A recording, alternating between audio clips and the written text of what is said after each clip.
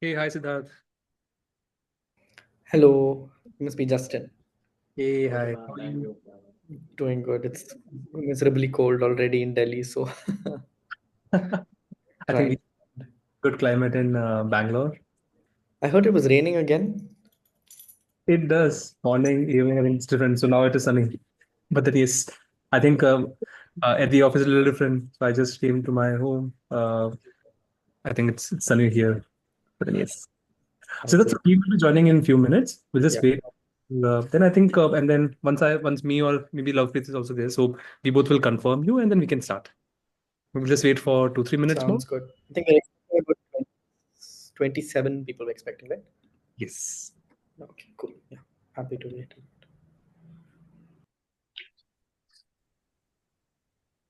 Hi Santosh. Hi, Justin. Hello, Santosh. Hey, hi, Siddharth.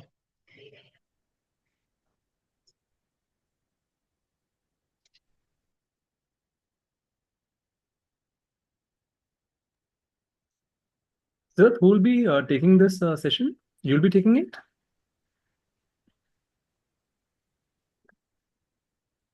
I think you're on mute. Yeah, sorry. Yeah, I'm taking the first half, and my colleague Sharad will be joining. He'll take the second half. Yeah. Sure. Great. We'll also have a short break in the middle, just so that it's not too heavy. Yeah. Sure. Sure.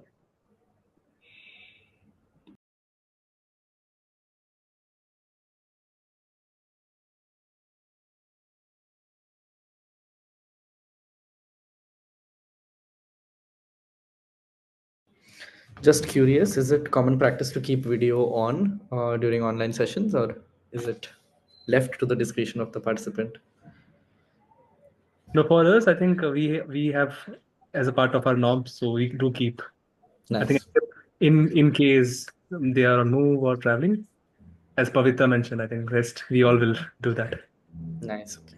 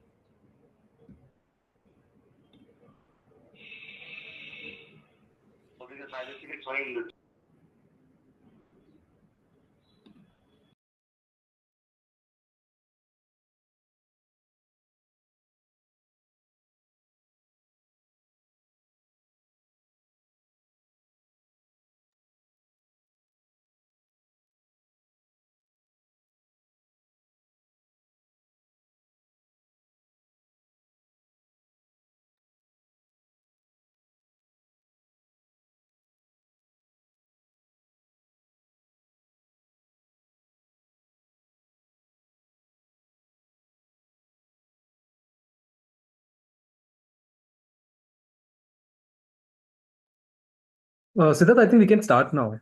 So I guess all 21 who accepted are in the on the call. So yeah, over to you.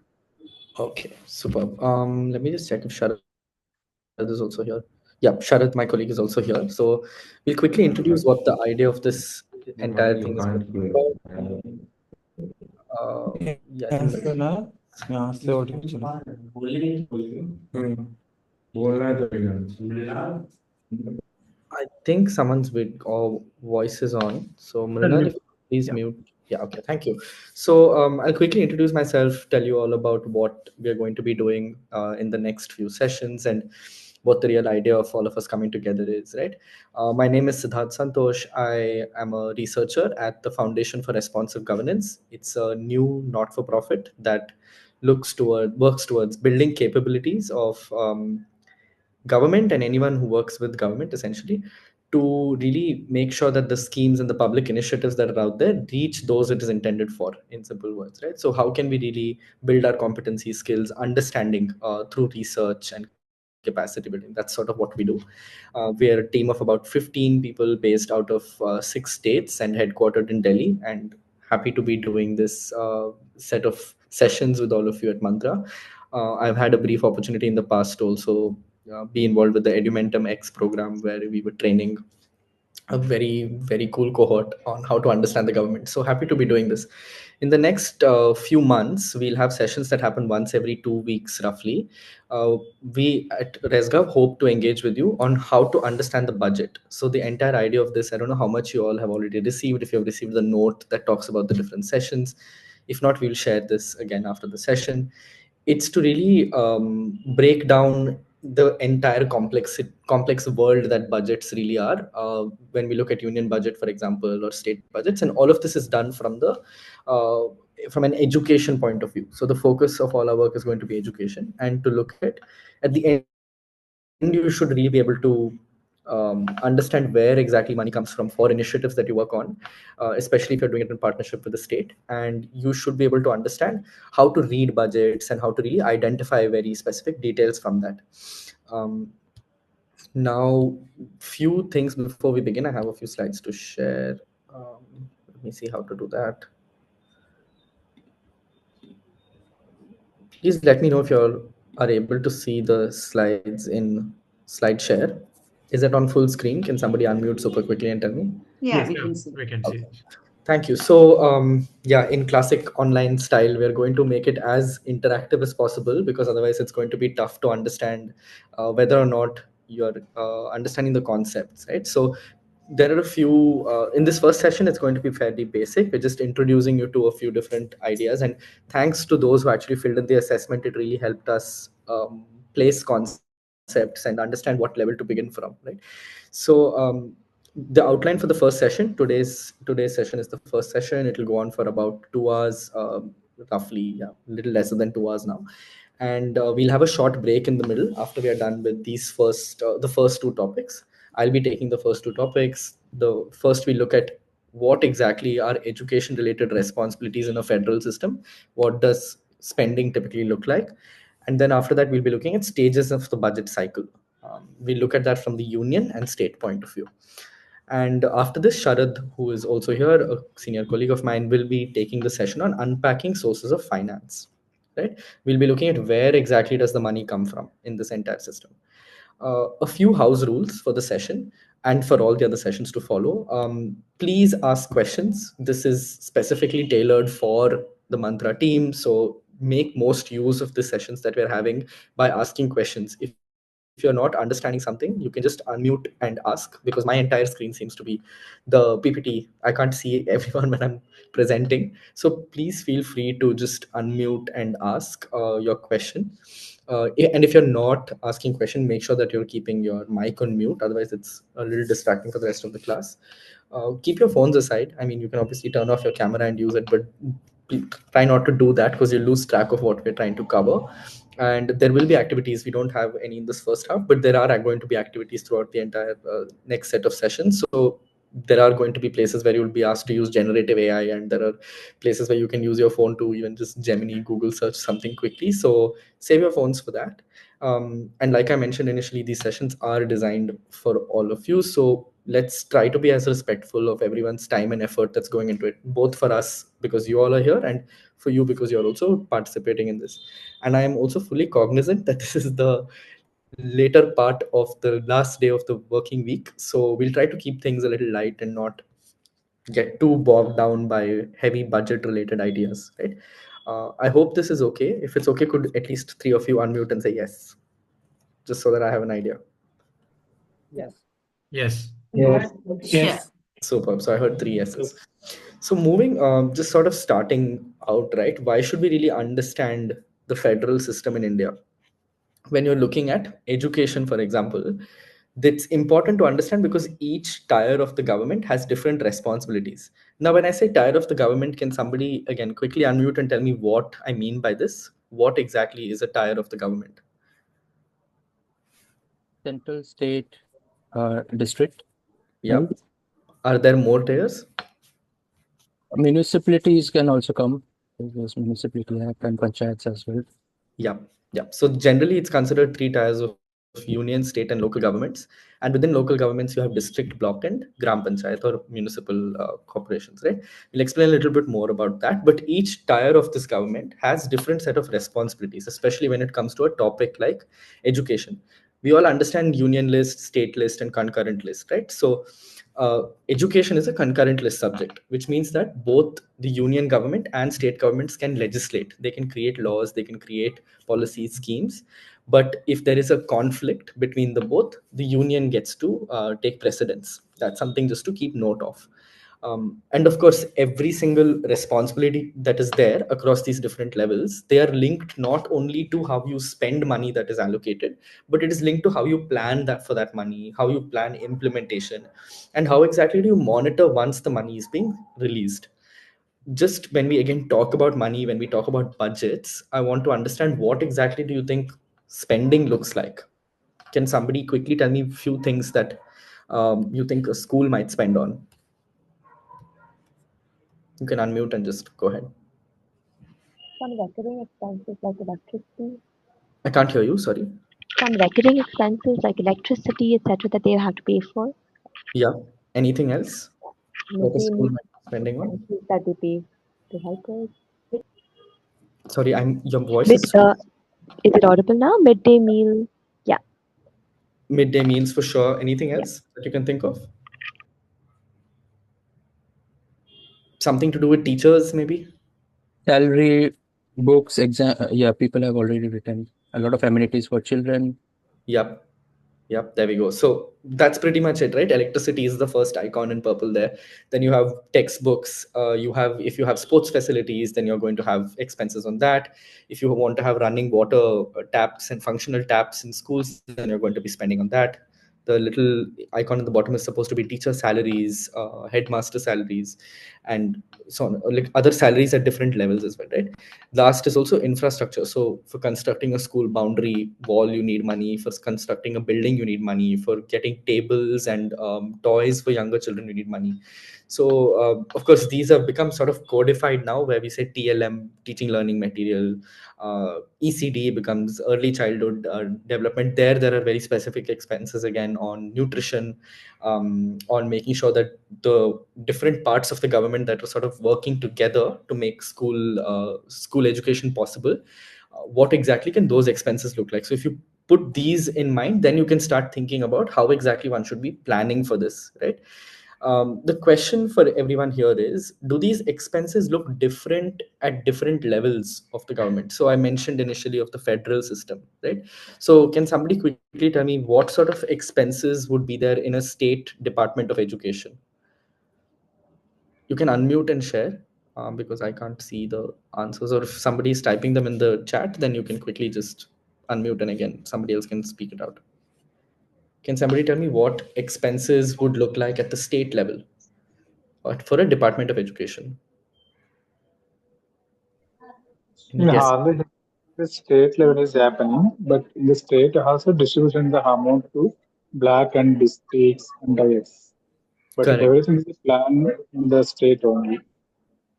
Okay, so state level, the expenses are going to be of two different types, right? And Sharad, please do add here. But one type is just salaries of those who are employed at the state level. There are many different bureaucrats who will be there, who will be working in a finance team, who will be working in curriculum team, who will be working as part of SCERT maybe.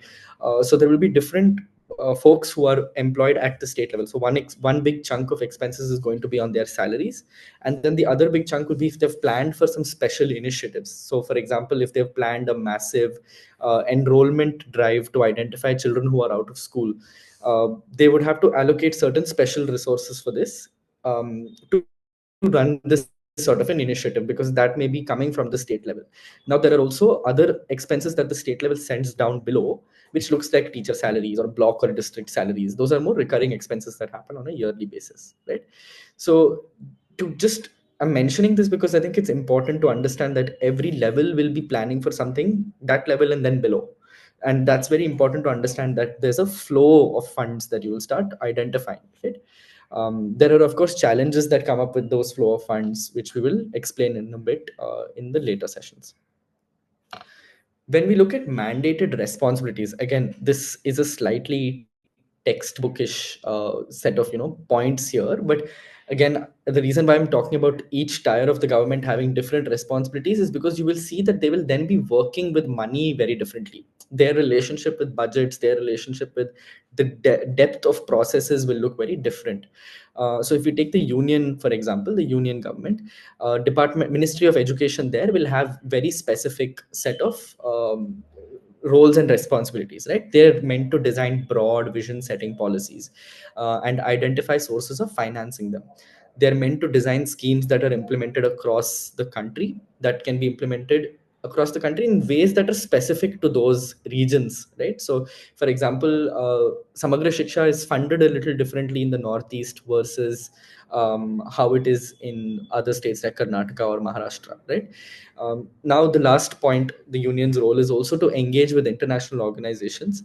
And here, this can be a World Bank, this can be a UNICEF, a UNESCO, to bring on large projects that can be implemented in multiple states. The union is particularly well suited to make a multi-state program like this with an international organization possible. Another point that I've not mentioned here, but it's increasingly happening now through bodies like Niti Aayog, is an engagement where there is learning happening. So sort of like peer learning that we have within our own organizations, or this sort of a learning session, Niti Aayog is now creating space with ministries to bring different states together to learn. I think I might be unmuted. Does anyone have a question? I think somebody else might be unmuted. Okay. Moving on, the state also has, again, specific responsibilities that are within the jurisdiction of that state, right? So the size of this entire concept of jurisdiction reduces here. It went from union to state. Now here you have financing primary, secondary, and higher education, implementing state schemes like I mentioned earlier, and bringing together local governments' plans. So local governments also have their own responsibilities, which I'll mention next. But the state's role is to sort of consolidate all those plans and then plan ahead, right? They're not just planning something top down.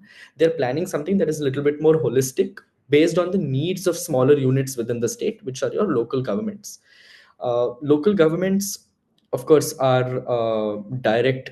That's where the school education is being delivered, right? So it's district schools. Some places there are Zilla schools. Some places there are directly Gram Panchayat run schools, right? Most places it's Gram Panchayat schools. So in that context, then they are the closest, whether it's your Gram Panchayat, whether it's your block Panchayat or Taluk Panchayat in some states, like it's called Mandal in some states. Then you've also got your district level. Each of these levels, along with the state and union, have elected representatives as well. So there are elected representatives, and then there are bureaucrats who are implementing it. So we have already got two separate sort of people within the state who are working together to make education possible. So at the local government level, you see maintenance of school assets, you see ensuring community mobilization is happening. And there again, elected representatives play a very important role in sort of bringing everyone together to recognize what it is that this entire unit requires, right? What is it that the Gram Panchayat really needs for education? Does there need to be a special fundraising drive to build a boundary wall? Does there need to be a separate letter sent from the Gram Panchayat to the Jal Shakti ministry to have better tap connections in the schools, so on and so forth? They can community should have an active role in education priorities there, and local governments are best suited to sort of bring them together. And last is, of course, supplementary financing for education, where if there is a small cess being raised, if there is amount that the local government is collecting and any sort of money that's collecting, they can try and support initiatives that are happening in schools. This can also sometimes take the form of adult literacy drives and so forth. Are there any questions at this stage? Please feel free to unmute and ask. Anybody has any questions? Also, if I'm speaking too quickly, please let me know. I will slow down. That's usually a common point that comes up. Does anyone have any questions? If no, we can move ahead. Adult education and all will be part of higher education, right? Yeah. Yeah, you can bucket it under the same category, but the initiatives usually look different. Higher education would be more run at universities. But when you look at adult education, it's slightly different. It can happen at a technical training institute. It can happen informally. It can also happen through separate continuing education courses at higher education universities and stuff. So And ITIs वगैरह जो skilling, vocational and all, they that's will come also under different. higher education. Yeah. Skilling usually is a separate. Now it's a separate department altogether, right? So Exactly. it Right. happens separately. Earlier, it used to be happening under the human resource HRD, like it was called human resource and development. So the budget for ITIs and all are separate from the higher education budget now. Yeah. Okay. Yes. Okay. And there's a lot of privatization in that space. If you look at the finance, we'll try to see if there's examples of NSDC and how exactly they're working with technical education, what sort of modernization has happened there, right? That's been a big shift in the last decade or so. Yeah. We'll maybe come back to that example a little later, but good point. So moving forward, I just have a few examples, again, keeping it light, as to what these initiatives look like. How do those responsibilities really play out? And do these initiatives even talk about money, right? Or is money a separate conversation that happens at a different round table? If you look at education at the union level, you've got Samagra Shiksha scheme. Can someone quickly tell me what Samagra Shiksha, does it or does it not subsume certain other schemes that used to exist earlier? I just want to see if everyone understands Samagra Shiksha. Right now, Samagra Shiksha, I think, has integrated Ramsa, Rashtriya Madhyamik Shiksha Abhiyan, and Uchchatar Shiksha Abhiyan. Both of them, and all of them comes under Samagra. It started in 2009 under RT Act. It used to be called Sarva Shiksha Abhiyan Sarva earlier. Shiksha Abhiyan, Yeah. So Sarva Shiksha Abhiyan, Rashtriya Madhyamik Shiksha Abhiyan, and teacher education used to be 3 separate programs that were run by the union government. But now it's been subsumed under Samagra Shiksha scheme. So it's meant to be a holistic development, like it says there, of schools, teachers, school education. It's meant to be the largest centrally sponsored scheme that is implemented by both, that is funded by both the union government and state governments, and implemented at the grassroots, right? So there are a whole bunch of different initiatives that come under Samagra Shiksha. And the other is the National Education Policy, NEP 2020, which again, if you see there, it says Ministry of Human Resource Development. That's what it used to be called earlier. It's now been changed to Ministry of Education, right? And recently, if I don't know if anyone was tracking or seeing what's happening in the US, but the whole conversation that Elon Musk and Vivek Ramaswamy are now going to be heading a department that looks at government efficiency, right? DOGE. There was a conversation that then followed in India with the Economic Advisory Council to the Prime Minister. They put out an article talking about how there is a need to consolidate government work that happens at the union, even in India. We found it quite funny because it's the same government now talking about, or at least one arm of the government saying, let's consolidate, let's put different things back together because it's too split right now. But they're the ones who split it. So it's always interesting to see what these large policies talk about, how government shifts. It almost always has something to do with money and the flow of money, right? So yeah, moving on, that was a slightly unrelated example, but moving on to what other things also happen at the state level, right? How do these responsibilities play out at the state level? Here I've taken the example of Rajasthan, and I'm looking at higher education. There is a wonderful portal. Rajasthan is one of the states that has digitized the most. So a lot of details about the government you can find online. So if you look at scholarships that are distributed, these are all state decided scholarships. So the state gets to decide who gets this, what sort of scholarships exist, to what extent, to how many years should they run, right? So on and so forth. Like, what are the selection criteria? All of that the state can decide. So here, if you look at college education, I don't know if you can see my cursor, but there are the scheme names are like CM Higher Education Scholarship Scheme, Dev Narayan Girl Student Scholar Incentive Scheme, Dev Narayan Girl Student Scooty Distribution Scheme, which is also there for school children, where they distribute scooties to make sure that they can reach school and go back, right? And then there's a distance education scheme for girls as well. So each state is free to decide what these schemes are, because it is a concurrent list subject. It also is under the responsibility of the state, and they're free to sort of decide what schemes they want for their state. And this of course looks different from place to place, but largely you'll see that they're in some form incentivizing education, and they're in some form either distributing money that can be used directly through DBT, for example, now, or distributing resources that can make you reach school easier. Even if it's for children with disabilities, for example, there may be a school bus. It really differs from group to group. Moving on, there are also examples of education at the Gram Panchayat and municipal corporation level. I have skipped district and block because I could keep going on and on then. But here I have an example from Titimati Gram Panchayat in Kodagu district in Karnataka. I'm from Karnataka, so I always try to use examples from there. But anyway, this was one example that I came across online that Niti Aayog has put up in their best practices for Panchayati Raj institutions. They were talking about how this particular Gram Panchayat, during the pandemic and after, were very eager to launch initiatives that could help caregivers, whether it's parents or others in the family, or even those who are outside the family who support students. How can they really use digital platforms more to enhance learning opportunities for the children? So this Gram Panchayat went out of the way, created space, like you can see in the photo, with different computers. They were walking citizens through that experience of using the computer. For many parents, it's the first time that they're doing it, right? So there are initiatives that can happen like this as well, and the Gram Panchayat can use funding that it has to establish a place like this, to set up these computers, to get internet connections, to and by the way, you already might have an idea about this, but government is so meticulous that every single thing, like that rod that is used for the curtains, the plugs, the chargers, everything has to be accounted for, right? Because it's public money that is being spent. So you can imagine how hectic it is for them to move resources, but they've done it to enhance learning opportunities. Similarly, this is in a Gram Panchayat. There was also an article about we've also recently been studying this initiative that the Pimpri Chinchwad Municipal Corporation, it's right next to Pune. They have set up an initiative called Saksham, where 1,000 teachers were trained in core literacy and numeracy skills. This is also called Foundational Literacy and Numeracy, FLN, right? They've trained 1,000 teachers who will then go train others in their schools. So this was an initiative entirely planned and operationalized by the municipal corporation at their level. It didn't necessarily need to receive any funding.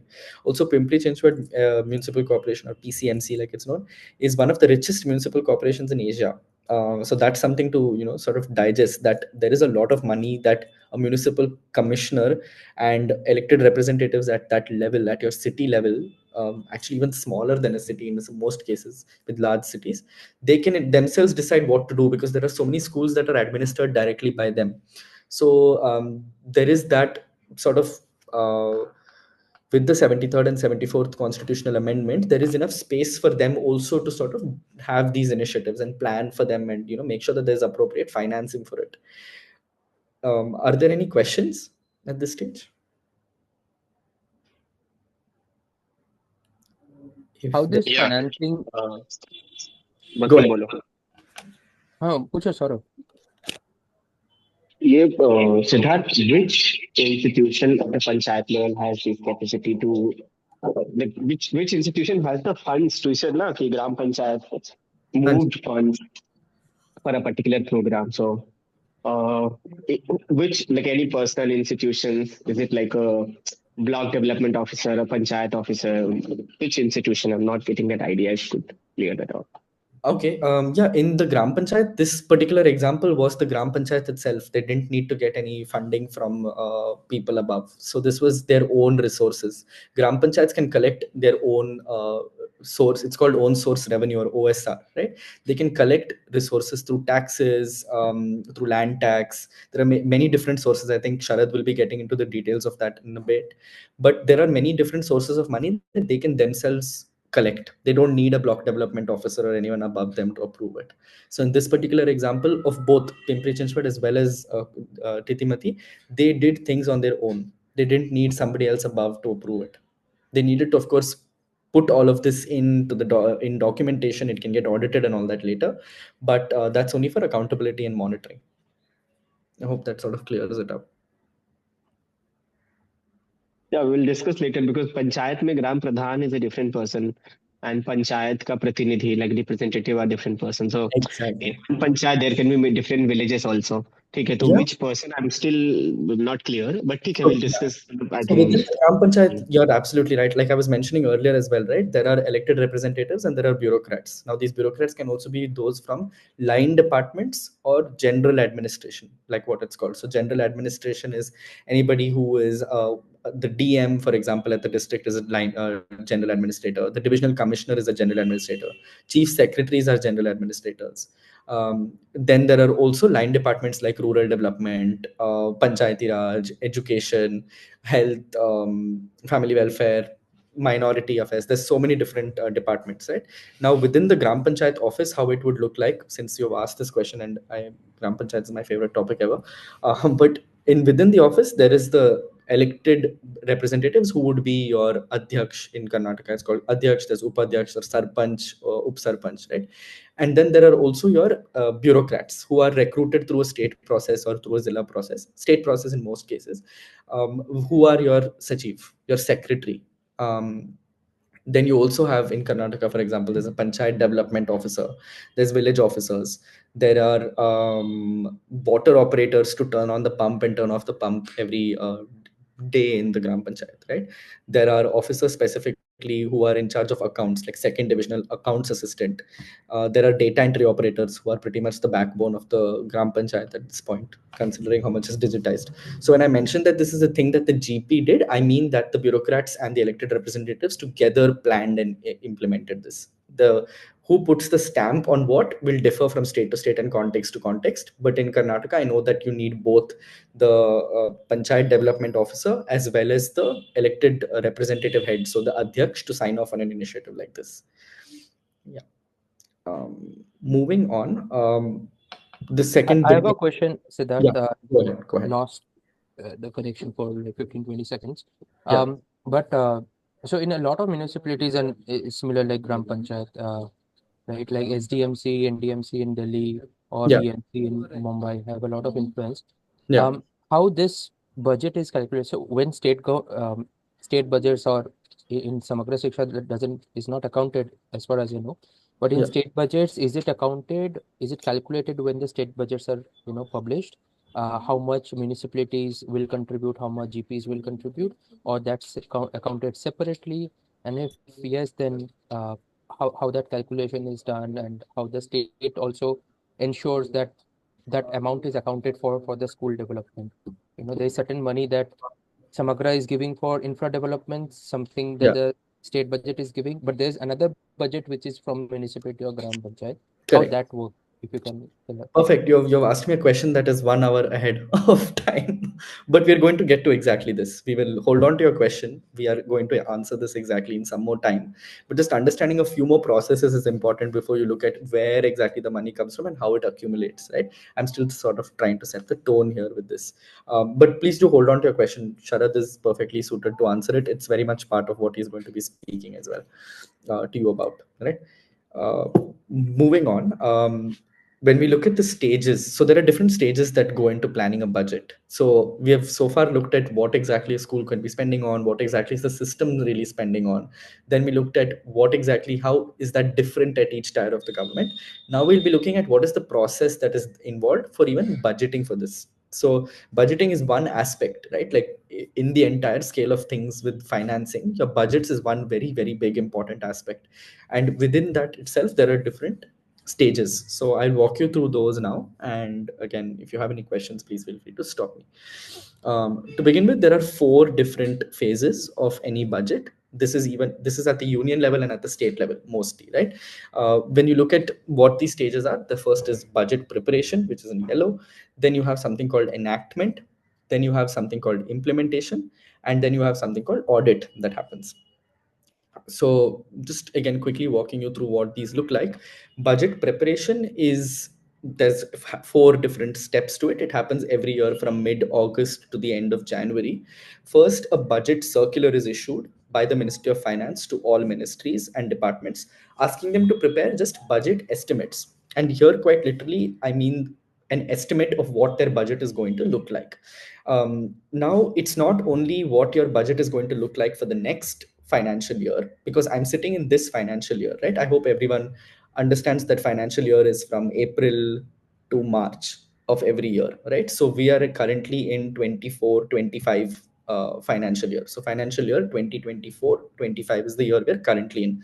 So assume that we are 3-4 months back in mid-August. What the Ministry of Finance asks you to do is prepare budget estimates. Assuming that I'm Ministry of Finance, you are Ministry of Education, you are asked to prepare an estimate of how much you spent last year, how much you're spending in this current financial year, and what you're expecting to spend in the next financial year. This is just something that is written on a small piece of paper and submitted. It is not a very detailed exercise at the very beginning, right? This amount is then followed by a discussion. Bilaterally, it happens first between the Ministry of Finance and major ministries. So MOF will sit with MOE and discuss, अच्छा आपने बोला है कि आपको इतना पैसा चाहिए, क्यों चाहिए, किसके लिए चाहिए, वो discussion शुरू होता है तभी. And then after that, at this stage also, civil society organizations, businesses, prominent activism groups are also invited to have discussions with the Ministry of Finance. It's again called pre-budget consultations, popularly in the Delhi circles. So this is where you go in and you contribute and you suggest what it is that you believe needs to be done a little bit more. So for example, if Nipun Bharat has been launched or something within Samagra Shiksha has been launched and you have been working on it, on a particular initiative, you can make a case here saying, आप देखिए इतना पैसा था, इतना पैसा खर्च हुआ है और मुझे लगता है कि इतना पैसा होना चाहिए. You will be heard by the Ministry of Finance, right? And also of course by the Ministry of Education. The next is preparation of blue sheets. Again, this is something fun, but there are 4 rounds of these blue sheets that are prepared and there is no record of it that is maintained. So it's prepared with quick calculations and then it is destroyed as and when that conversation ends. So these 4 blue sheets are prepared. Highest level of secrecy is maintained throughout the budget cycle, of course. These sheets are prepared and they're burnt immediately after. So there is no record of who asked for how much at what point, right? That's sort of something to keep in mind here. Next, there is a budget group that is prepared. This is of officers of the highest order. Happy to share at a later stage who all are involved with this, but it's officers like economic advisors, secretaries who are part of this to then prepare the detailed, sort of head that entire process of the detailed budget as to which ministry gets what.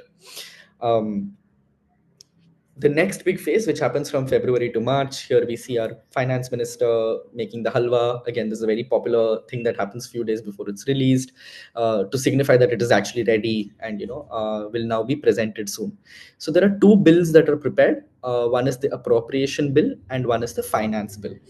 Now the stages, I'll explain more about that in a little bit, but the stages in this enactment phase, right, are presentation of the budget in the parliament to begin with, and this budget is presented in part A and part B.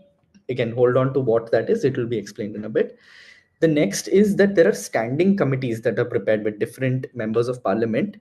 There will be one education standing committee. There may be even more detailed school education standing committee. Last I remember, there is an education standing committee, but I'm not very sure about how active they've been with the budget process.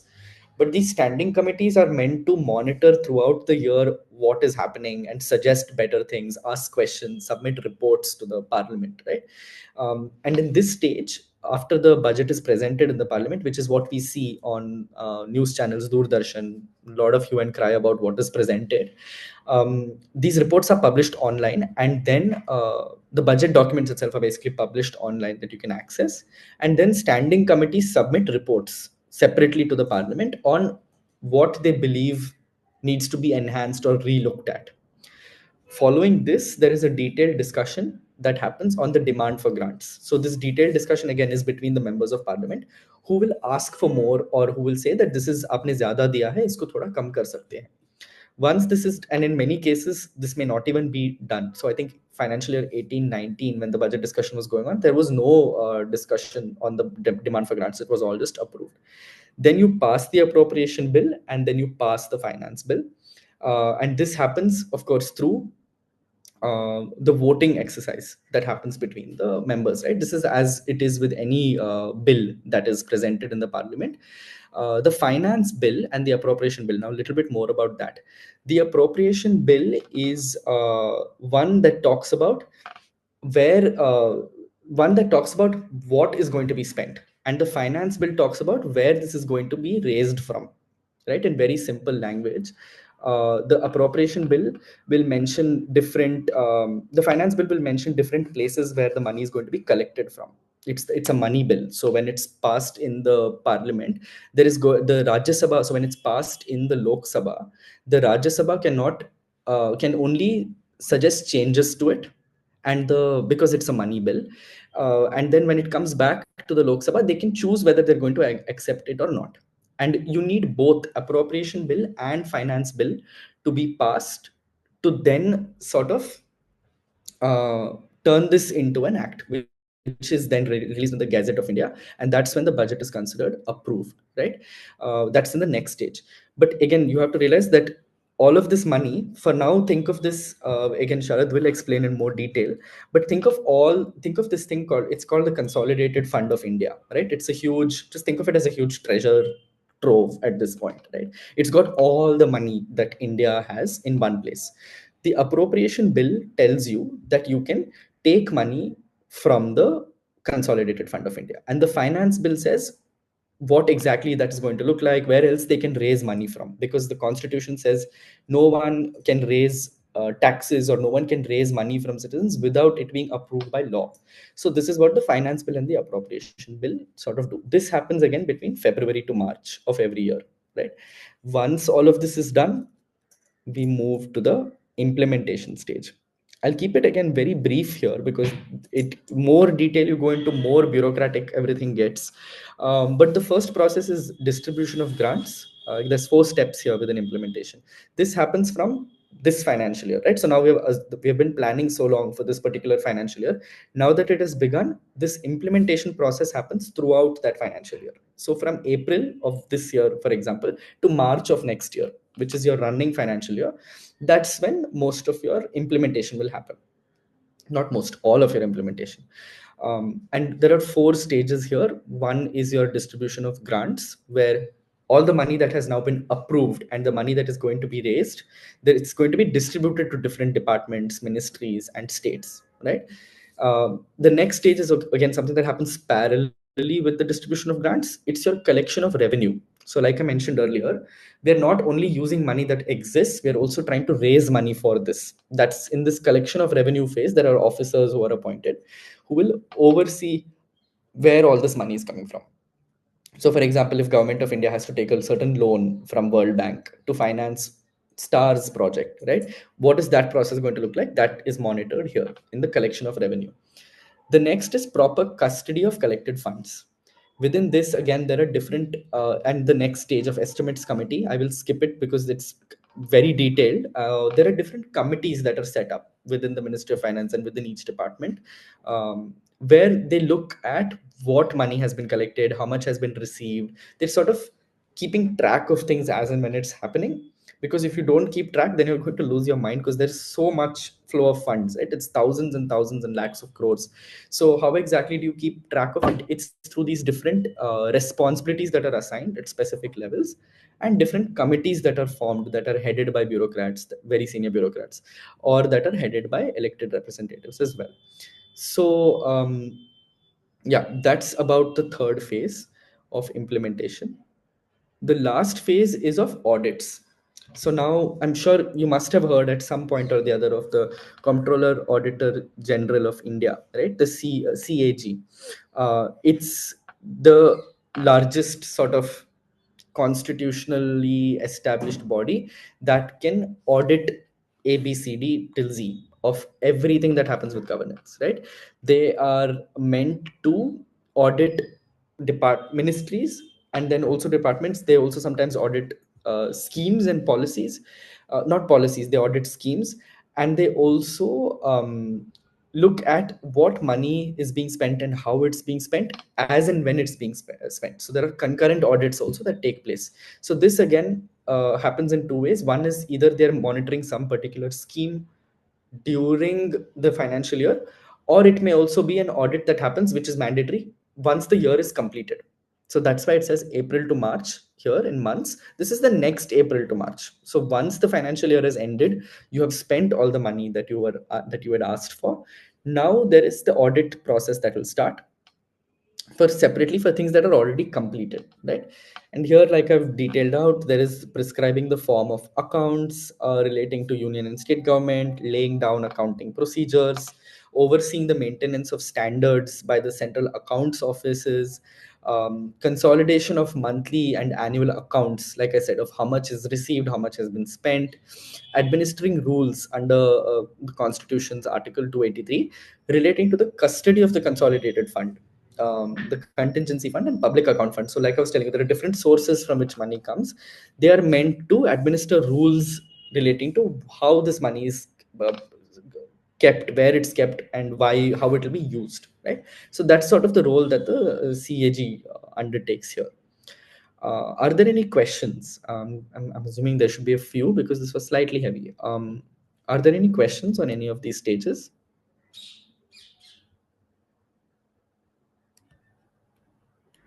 During the implementation, when there is revenue collected by different bodies, Yeah. Urban local bodies and all those, that is not accounted for in the budget, right? Oh, that is very much accounted for in the budget. There is a plan that is made about how much is going to be raised. That is accounted for in the budget. And there is also, as and when it is being generated, the budget is updated. So that's why you have your concept of budget estimates and revised estimates, which will be explained in a little bit more detail in the coming section. So, for example, in this particular financial year, Yeah. 2024, and in the month of March, the budget was given. So in that budget, estimation was done that how much will be generated by different bodies.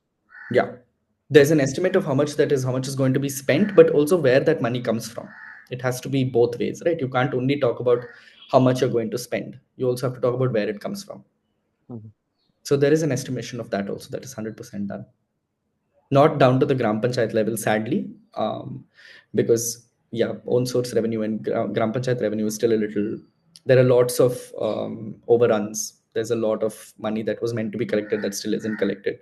So the delays are very, very, very significant. Yeah. Any other question? There's a little timeline here. This is a nice overview, but yeah, go ahead. You were saying that auditing happens throughout the implementation phase. So where do they look at what was their target they want to spend and then what was spent? Like those kind of discussions happen when? Was one question. And second, I wanted to know, like in many places, state gives a certain amount and union gives a certain amount, right? Correct. So in terms of expenditure, how does that get mapped to, and how is that calculated, or what kind of discussions happen around that? Yeah.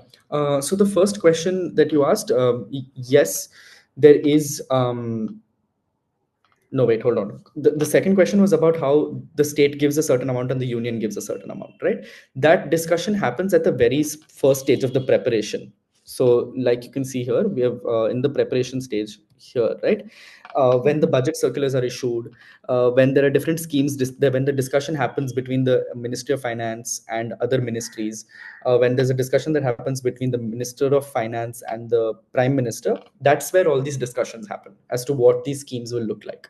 Yes, so the expenses also noted down. Yeah. What I'm trying to understand is, if there's a certain amount spent, is it clear that this amount, if it's 100 rupees, should it go from state or should it go from union? Yeah. That is also. That discussion happens here itself at budget preparation level, because otherwise it's very confusing, right, to understand where the money comes from. So for example, with Samagra Shiksha, it is understood that 60% will come from the union and 40% will come from the state. That discussion happens here itself. And that is pretty much laid down in the description of that scheme itself. So from the very Right. start, it is understood that it will be this much. And that 40% is for what all activities are also mentioned already. Yeah. The 100% will be mentioned. It will not be split below the state level that, oh, this is coming from the state money or this is coming from the union money. It all sort of meets at the state at a certain body in the government, and then from there on, it is spent in a consolidated manner. Okay. Yeah, we will of course go into the details of that. We will also show you what exactly the Samagra Shiksha budget looks like, but that's down the line, the next few sessions. Yeah. We will make you read Samagra Shiksha budgets, which is a fun exercise. For those of you who have done it, you already know how intense it can get, but it will be fun to see that. Yeah. The first question that you asked, could you please repeat that? I seem to have missed that.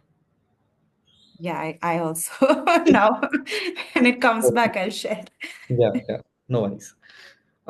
Any other questions we have at this stage? CAG comes under what? As in, is it a judicial body? Is it a executive body? Who heads it and how it is chosen? Yeah, CAG is a constitutionally independent body. It is headed by someone who is appointed by the President of India. The appointment has to be approved by the President, and of course, there's recommendations made by other senior parts of the government. It does not fall under the legislature, and it does not fall under the. I think it falls under the executive, but it's independent. So the work that it does, it's very much independent. It has its own budget, which is not decided by the government of India. In the sense, it's not decided in this budget cycle that I've explained. It's independent. The allocation of money for this, the allocation of money for salary for the judges, salary and allowances for the President of India, all that is not covered under this budget cycle that I discussed. Yeah. It's a separate body, and it's meant to have absolute master authority on most matters of the state, but it has sadly been losing its power because of lack of funding. Funny enough, there are studies that we have done recently that were looking at, who are the parts of the government that hold the government accountable, and CAG is number one. It's the supreme audit institution of India, right?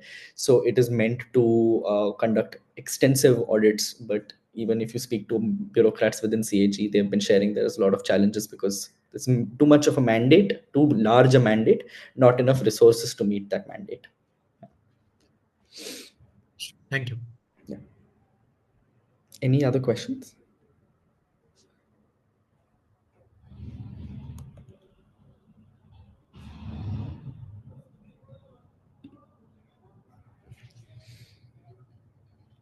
It's a full house. There should be questions. Any other questions at this stage?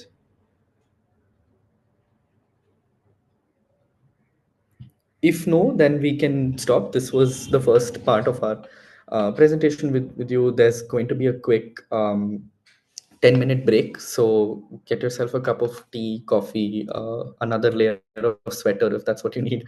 And we'll meet again at 4 o'clock, where Sharad, my colleague, will take over. And if you have any questions, of course, we're very much available even on mail, or happy to share my number as well. You can write in, and I'm happy to resolve any queries that you've had. Hope this was useful. Thank you.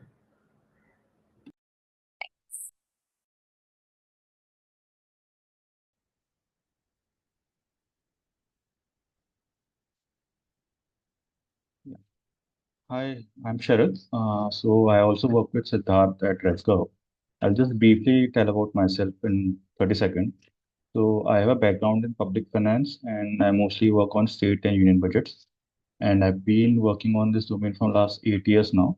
And a couple of sector which I am very keenly work on is health and education.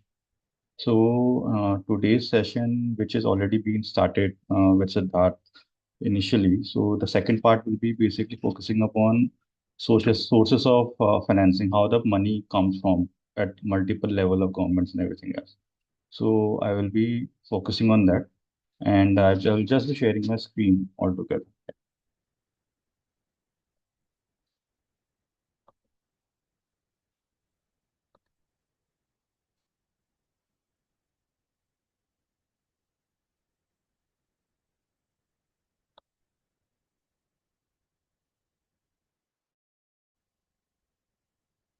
Hi, is it visible? Yes. Sure. Yeah. Yeah. So the idea is like this topic, which is basically on sources of financing education. It will be divided into two parts. Half I will be covering today, and half will happen in next time when we meet. Because the idea is that it has multiple stakeholders involved. So the ideally in this session we'll be focusing on internal sources of funding of Government of India, state government, and local governments altogether. So as we already know, the focus will be on understanding key sources of public finance education, which will include like internal and external sources.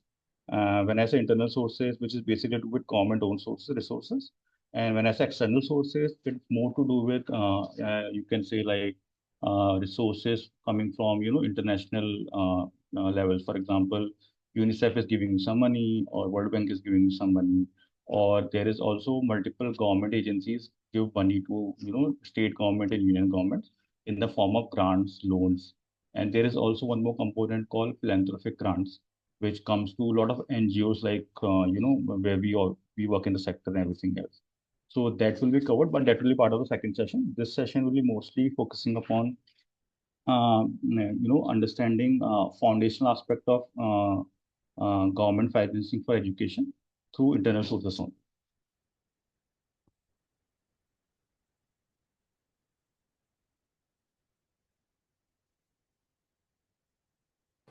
Sharad, could you make your screen full screen? Because right now we are still seeing. Sure. It's better now? No, yeah, it's better now. Yeah. Better now, yeah. It's little slow at my end. My internet is little slow, so yeah. So when I say like importance of education financing, so as we all know, like education is a public good, and the idea of being a public good, it should be accessible to all, right? And regardless of socioeconomic background of any individual and everything else. So from that perspective, because education being a public good, it's become more adequate, more important that there need to be adequate financing, because it will help in bridging the gaps for marginalized communities, and at the same time, it's ensure there's an inclusivity factor involved to it, because otherwise it become very difficult altogether.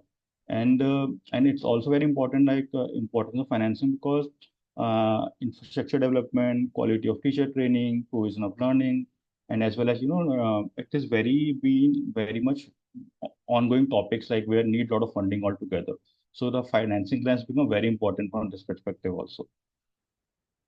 Before jumping to the internal funding flows, I just want to ask you guys: are you guys aware about the different committees in past which been involved in recommending multiple things?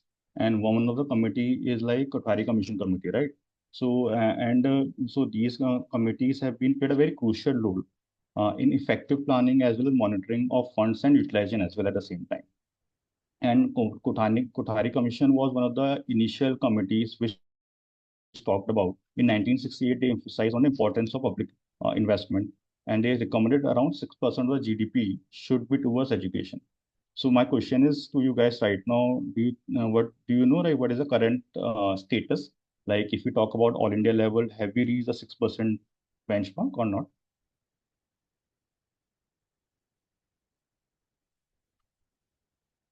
Anyone can say? No. No. So what is anyone knows what is the current benchmark right now we've achieved as a We country have as a whole? 1.85 or I think 2%. Okay. Yeah. So when you're saying 1.85 or 2% is like for school education or overall education? 1.85 for school education. Overall education, I think it's closer to 2.5% or something. Yeah, that's the exact amount. It fluctuates over the year, but it's been always been less than 3% of GDP. When I say this is for basically education as a whole. But what is also interesting, right, when the Kothari Commission talked about, so Kothari Commission was mostly talking about a school education, 6%. So right now, the idea was to reach that level initially for school education itself, but we haven't reached that point so far. So that's a very interesting thing, because same thing is also being mentioned by NEP 2020, because they also has focused on increasing public investment in education to 6%, and they basically reformed to the Kothari Commission vision. So, as you already know, there's been more than 50 years, like with the between two different committees, and we are still struggling to reach that benchmark of 6% of GDP. So, from looking from all this perspective, so it's become very important. Like the financing needs to be taken it very seriously, and it's very important to figure out like which are the different sources the current financing for education is coming in India. So this being said, so when I say internal funding for education, so my idea is looking at union government, state government, and local government, and which is include the basically through the taxes they are collecting, but also there are some special taxes like education cess, and there are some funds which are set aside for specific projects, which will also be considered under this. And I will be going a little bit detail of these things. As mentioned, like as already mentioned by Siddharth, right? Different levels of government. But now we look into different budgets at different levels of government. So as we already know, there's a union budget, there is a state budget, and there is also like budget at local government levels, right? And when I say level of government and budgets, union budget is one of the first thing which will come to everyone's mind. Because generally, if you look at union budget, it's a budget which comes on a fixed date every year, and it is simplified, had a simplified format, and it's very related to read also. And right now, if you look into the union budget documents, they are available as well as in Excel formats altogether. And this being said, what is other thing very important about it is like it used to be presented on a fixed date every year, right? Like for example, right now it's presented on 1st of Feb. But if you go back a couple of years down the road, before 2017, it used to present 28th Feb of every month. So there has been this change happened. Can anyone tell me like what can be a reason of this change, like shifting from 28th Feb to 1st Feb?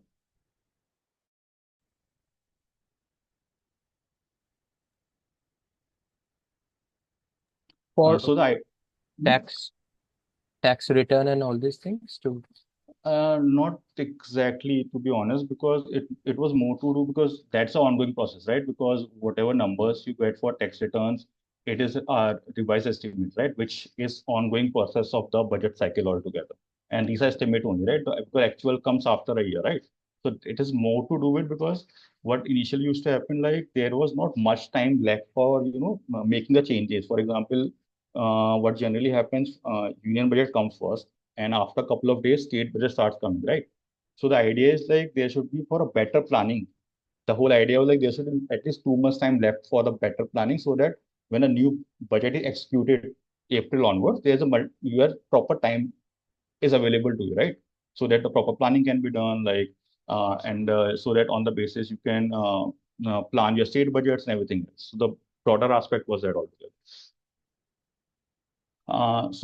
This being talked about the union budget. What is the interesting bit now is like a state budgets, right? So what generally happens with state budgets? So state budget starts, for example, 1st of Feb, the union budget comes. State budget starts coming from 9th or 10th of Feb, and mostly Kerala is one of the state where the state budget comes first, and then there are other states which sequentially every week there will be some state budget coming out, right? So between Feb to April, most of the state budgets will be out, and and there is no fixed timing for it, right? Sometimes the budget can come in 8th of Feb, 9th of Feb, 10th of Feb. You can't be very sure about like which date the budget is gonna come. And second is like there is no standardized format for these budgets also. Some of the budgets are like how to say, like are not in like they are in PDF formats. Either they are like scan copies. Some states have like in Excel as well, but they are also PDF copies. So there is no standardized format for these budgets altogether. And other thing is also with the state budget is like that, for example, if you look into a lot of states will have the budgets in Hindi, and some states will have in English and the regional languages. So there is also like vast discrepancy altogether. For example, if someone want to get a source hold of a Rajasthan budget is only in Hindi. So if you don't know Hindi, and other problem is like these Hindi is not a normal Hindi, right? It's like a proper Hindi which will have a lot of terms which people are not aware about. So there is no standardized format also, like because that's a problem which generally been talked about for many years, but it's still to be like sorted out altogether across the state. And the other thing is like there is no proper, if you look at a union budget, right? Everything is marked in a proper format. you can figure it out. Like if you go to education ministry, everything will be similar across the years, like the way they are coding things and everything else. But at state budget, that doesn't happen. For example, at maybe at Karnataka, the budget is presented very differently compared to Tamil Nadu or Kerala altogether. So if you can't say like if you have figured out the education budget for Karnataka, it's not similar for us. It will not be similar for Kerala or Uttar Pradesh. There will be a lot of difficulties to map them out altogether because the way the codes are written, the way a lot of schemes are clubbed together and everything. And the third level is basically now is the local bodies, which I would like to talk about. And what is interesting about this local bodies in municipal budget is like municipal budget is available, not available publicly in a standardized format. And it is very interesting in general because if you look at the data published by NITI Aayog, there are around 1,772 municipalities. And if I am right, the last time when I checked, there are only 23 of the municipalities data is available online. So it's also very tricky, like not all the municipalities publish the data online. And when I'm saying 23, these are the big municipalities. Like you'll find like for example, there'll be like a Bangalore will be publishing it, Maharashtra, Bombay will be publishing it, Pune will be publishing it, Delhi, SDMC will be publishing it. So not every of the municipalities are publishing the budget. For example, if you will ask me, if you want to analyze the budget across a state, you can't do that of the municipalities because the data is not available online for all the municipalities. And apart from that, at panchayat level, there is a GPDP plan, which is Gram Panchayat Development Plan, which is generally being made and is available online. But most of the funds under the panchayat, GPDP plan is tied.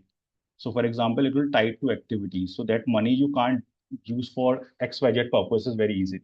For example, if the GPDP money, 50% amount is for climate change and XYZ, so that will be used for that purpose only. So you can't repurpose those kind of funds altogether. So there's very little scope under GPDP plan where you can use that money for the need-based things, build a wall in a school. That will not be possible because it is not budgeted for it, because it's very much tied toward the activity and everything else. That money can't be used in that particular manner. And the other very interesting thing is about a district budget. So generally, can anyone tell me like in which state have a district budget, like in India, which you can access online?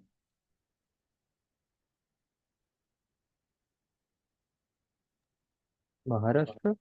Yeah, that's correct. I think Maharashtra is the only state which district budget available online. Other states mostly don't publish it. Karnataka do have it, but the details are not available.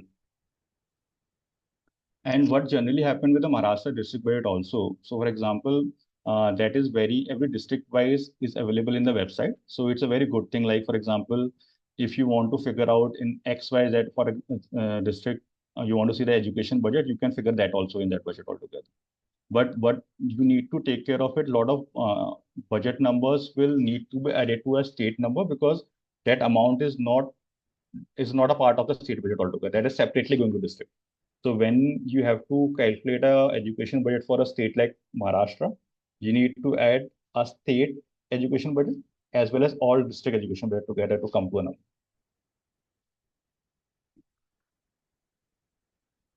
So yeah, I think someone in the group asked about a contingency fund, right? If I'm getting it right, about that PM CARE fund. I'm not sure who asked it, but someone asked about it, right? So I was just wondering about that contingency fund. Yeah. So yeah, I will talk about that also about PM CARE fund. CFI. Yeah. That you are talking about the National Relief Fund, right? PM CARE, Prime Minister National. Yeah. Yeah. So I will just cover it up. PM CARES, I think, is a completely different one. It's not even. No, it's not under contingency fund. It's a very different ballgame altogether. It's because contingency funds are very different, and this is a separate, entirely supported of public contribution at a very different auditor and everything else. It has nothing to do with this altogether. Consolidated fund, contingency fund. It's a separate entity in itself. So yeah, when we talk about union budget and state budgets, so there are three things we need to keep in mind. one important aspect of this is like consolidated fund, which I think Siddharth also covered in some to a point. So when we say consolidated fund, so it's basically the budget of the government. When you talk about now, what's the government budget is all about, it's basically coming from the consolidated fund of India.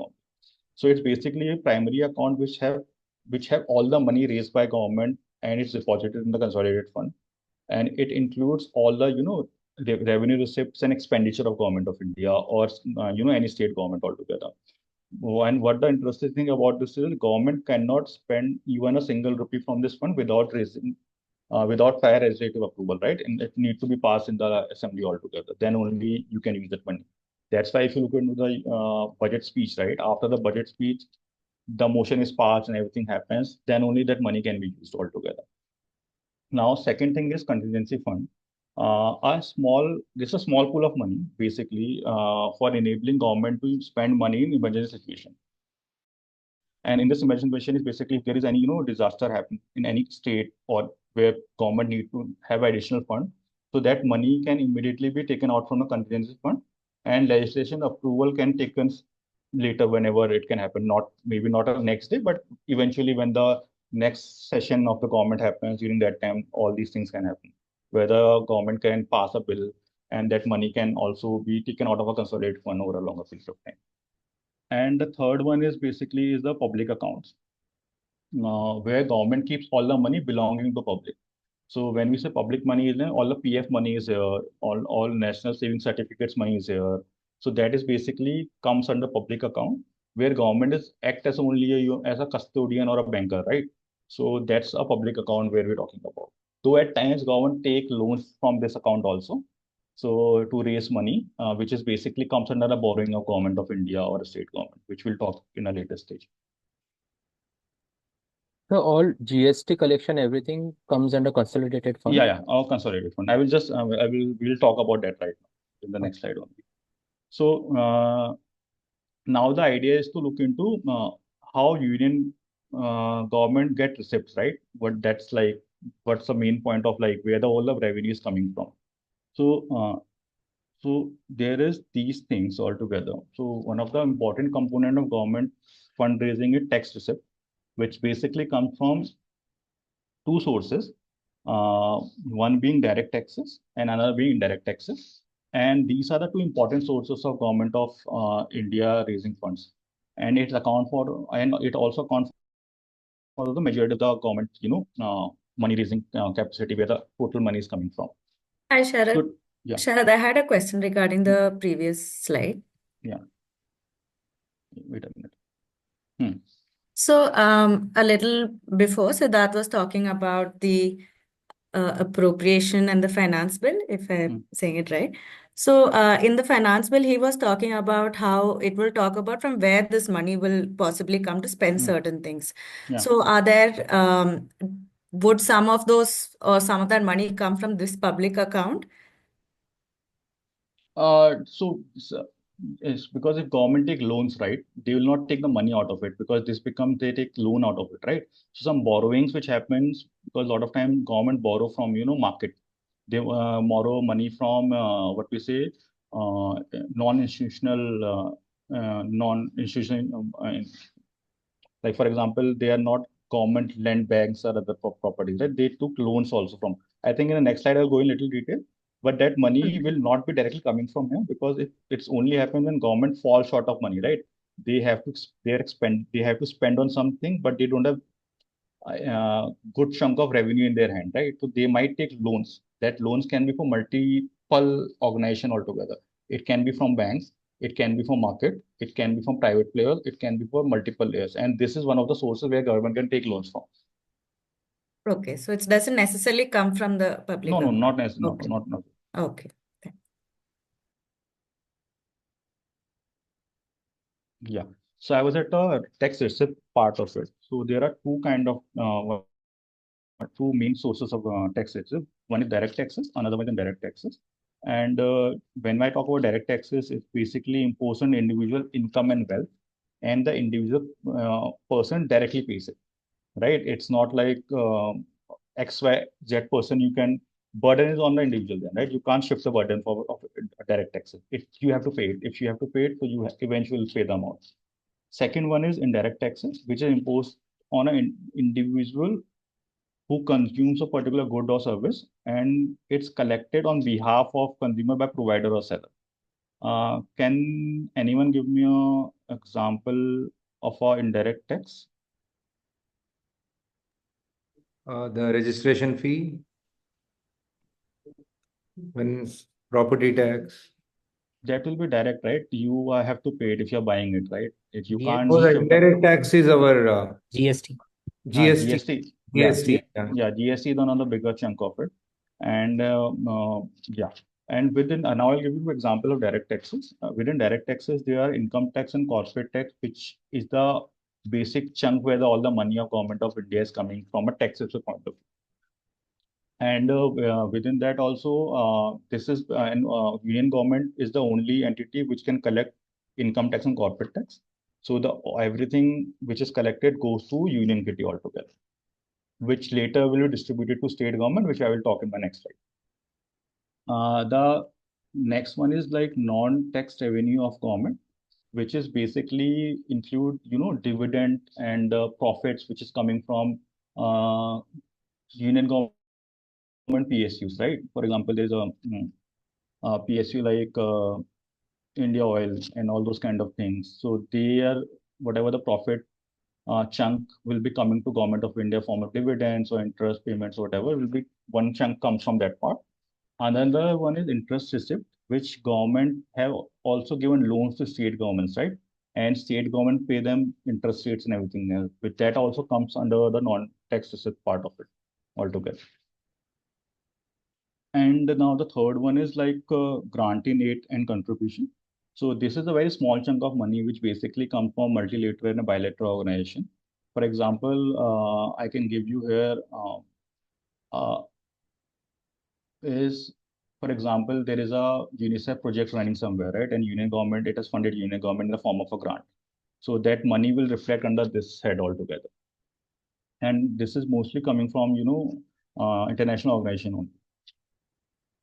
And the fourth one is the capital receipts, where basically, the recovery of loans and other receipt is basically disinvestment. You have heard of it, right?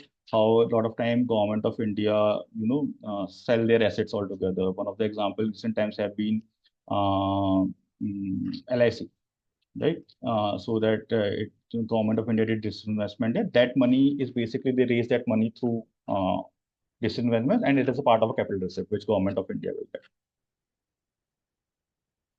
And the last one is borrowing, which I think recently been asked also about. The borrowing is the component where a lot of money of union government and past has come, because when government of India falls short of revenue, right?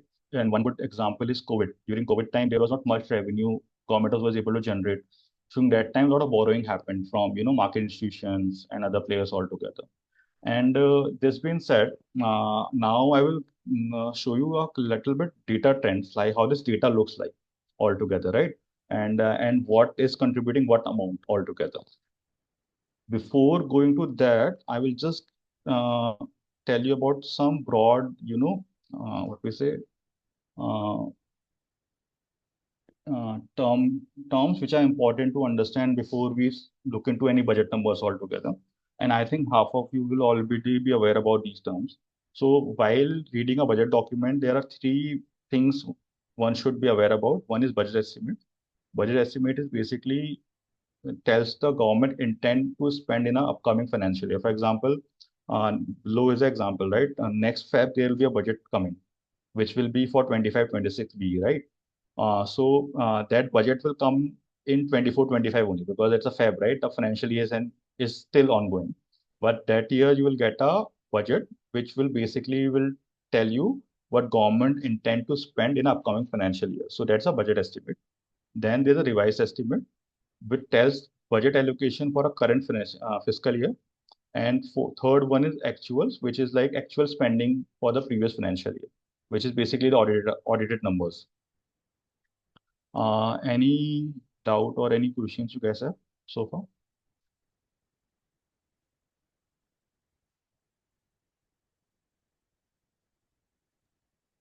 Okay, just to clarify, Yeah.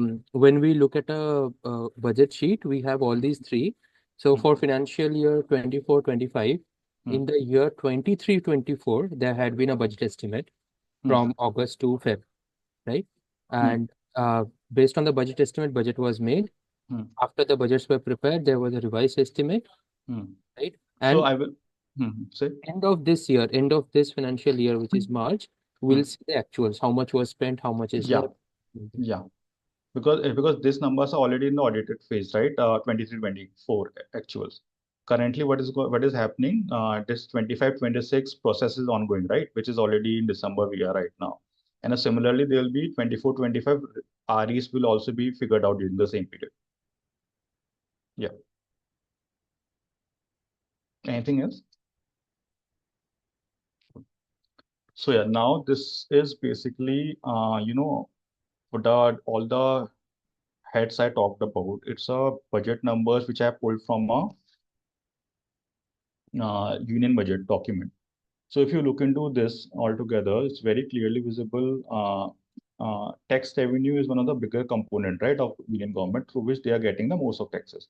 And when I say tax revenue, is basically direct indirect taxes, and which will include your income tax, corporate tax, GST, and custom duties. All those kind of things will come under tax revenue. And another one is non-tax revenue, which is comparatively not as high compared to tax revenue because it's only in the form of profits and dividends which government of India is raising this money from, right? So if you look into the numbers like on 21-22, around 18 lakh crores was basically tax revenue, which is estimated to be 25.83 lakh crore in 24-25. Similarly, if you look into loans and recoveries, so it was 24,737 crores, which is like marginally increased to 28,000 crores. And other receipts has gone quite a bit. And this where the disinvestment factor comes in, right? Any year government is planning to do any disinvestment, this will fluctuate altogether. These numbers will go high and low because that's a one bigger component through which this other receipt is going up and down. And the last one is borrowing and other liabilities. If you look into the numbers, it's quite high, right? So technically, if you look into the total receipt, there is a graph also, which very clearly says like, after tax revenue, borrowing and other liabilities is through which government of India is raising a lot of money.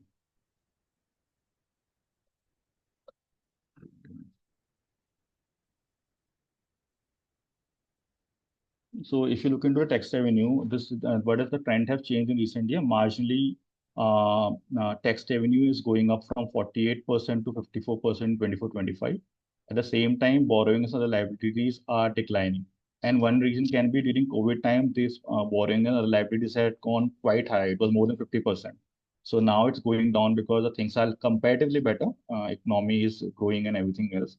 So these are the factors which can play an important role in these numbers altogether. So any questions here?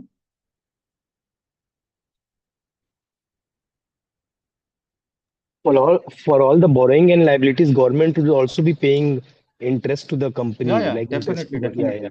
Yeah, those definitely. will okay. That will reflect in the expenditure side. In the Because, expenditure sheet. Yeah.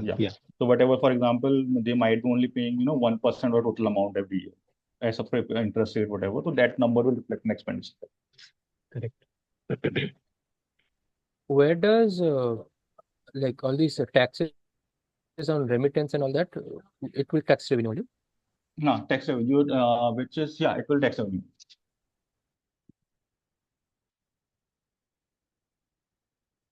So if there is no, is there any question on this slide? No. So I can move to next one then.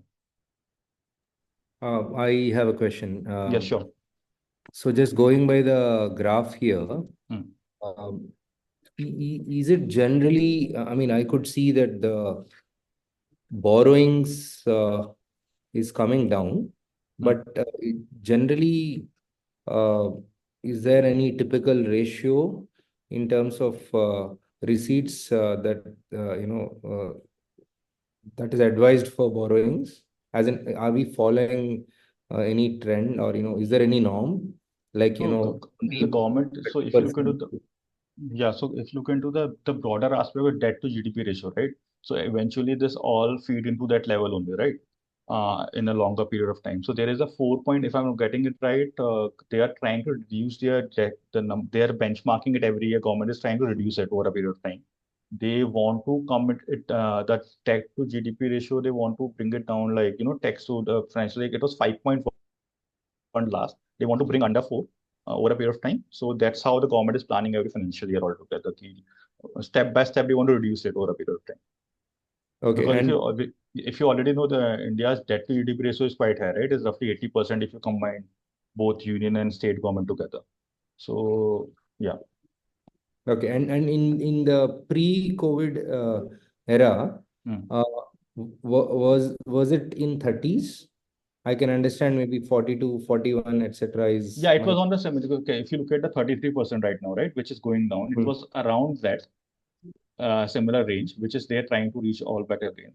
But it's also very much driven by, because if actually already know, every year government made prediction, right? We'll earn that much amount of money, and similarly they plan the expenditures. So if they don't meet, and if any of their need is not met, to at a lot of time, this borrowing and liabilities might increase over a bit of time. So right now things are better, like economy is going, everything else. So these numbers are going down, because one good factor is that in recent times income tax has grown quite a bit, right? Because if you look into articles also, in at least last 2 years, income tax has surpassed corporate tax collection rates in India. So these are also factor, right? That government of India tax saving, because what generally happens in a country like India, tax to GDP ratio is very low. It's less than 20%. Comparatively, it should be around 23, 24%. But government has, in recent years at least, in the form of tax revenues, which is basically income tax, they are increasing, but corporate tax are still going down. So if those sources government can raise more money, so that there will be not much need of borrowing and other liabilities, right? Because you have sufficient fund coming from your own kitty. Got it. Thanks. So now we will come to how does state government get their receipts, right? So we already figured out how the union government works all together. For state government, one of the very important factor is their own source revenue, because within states there was quite a difference between this component, and I will show you with example also after this slide. So own source revenue is basically state government's own capacity of raising revenues, and it's basically include SGST, which is state goods and service tax, sale tax, and VAT, etc., which is basically comes from alcohol, and as well as from your petrol and diesel sale altogether, because state also have one component where they collect money from, right? And these things are still under state own purview, because these taxes they don't need to share with union government. And another one is non-tax own non-tax revenue, which basically comes in a form of user charges, interest receipts. And when I say user charges, is also include tolls and other things altogether. And also there is at a lot of time state owned PSUs are also there. Some chunk of revenue is also generated from there under own tax revenue. Now the third one is share in union taxes. This is the important component, because sharing union tax is basically a proportion of money coming to states from a union government, and it's done through the term called devolution of taxes, and it is determined by the Finance Commission. And this distribution of funds among state is basically based on multiple factors, which include population, area, fiscal capacity, and development needs of a state. So there are high chances as a state you might be collecting a good chunk of money, but in return you are getting very less money from union government, because all these factors play in all comes in play altogether. And that I will show in my next slide with example of two states. And when I say Finance Commission, so Finance Commission, one of the primary function is altogether around is to make recommendation on a distribution of financial resources between union government and state government, because that's what and the idea is basically because through this, like, it helps like a equitable distribution of resources among states. And the other one is like grant in aid from union government. So state government also get, apart from the share of union taxes, there is also, grant in aid from union, which basically covers, you know, there are a lot of centrally sponsored scheme whose half, like 60% or 50% in a lot of scheme, the share is basically funded by union government, right? That money is transferred to state government through grant in aid. And other is like a important component is FC grants. So finance, because FC grants are basically finance commission grant, uh, and they are part of the recommendation which are made by finance commission, so that there is a equitable distribution of central resources to state government, and these grants are are over and above union transfers altogether, because a lot of time general tax devolution might not cover these additional grant needs of states altogether. And there is an example of this kind of grants are, if you remember, I'm not sure how many of you are aware, but in 13 Finance Commission, there was a specific purpose grants were given for development and welfare purpose, which is basically for education, elementary education for all states.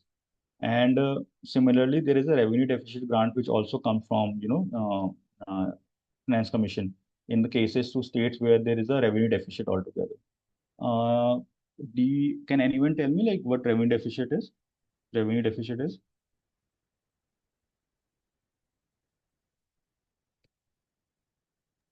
Can you repeat your question, sorry? Can anyone tell me what revenue deficit stand for? The difference between revenue and expenditure. Like difference in what way? Like when the revenue is lesser than the expenditure. Yeah. So there are a lot of states. The idea of this whole revenue deficit grant is like there are a lot of states which they are always like struggling to maintain this revenue and expenditure balance. So this through finance commission grants, this deficit grant is given to a lot of states, and it will differ across the states. It's not necessary every state will get it. It's basically dependent on need basis only. And the other is like capital receipts and borrowing, similar to union government, state. So borrows and they get a lot of capital receipt in general from the their own state kitty altogether. And yeah, in the borrowing section also, it's like basically borrowing from market and banks and other things altogether. Any question here?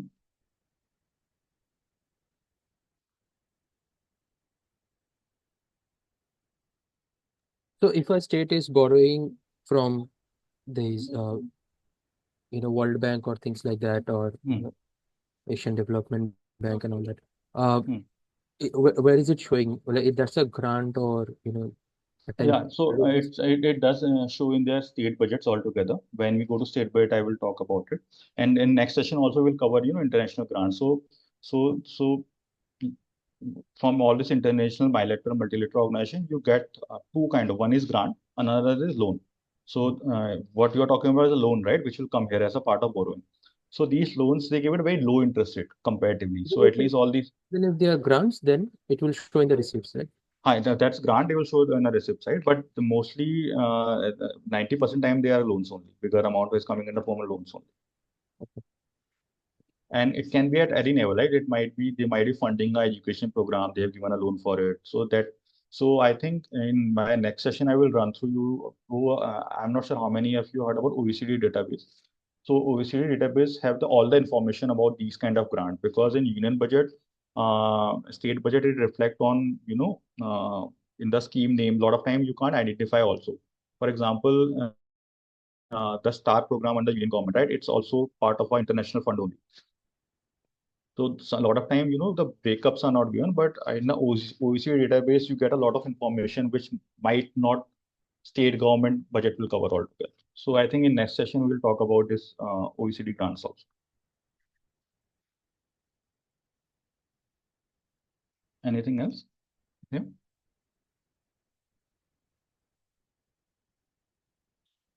So I can move to next slide then, right?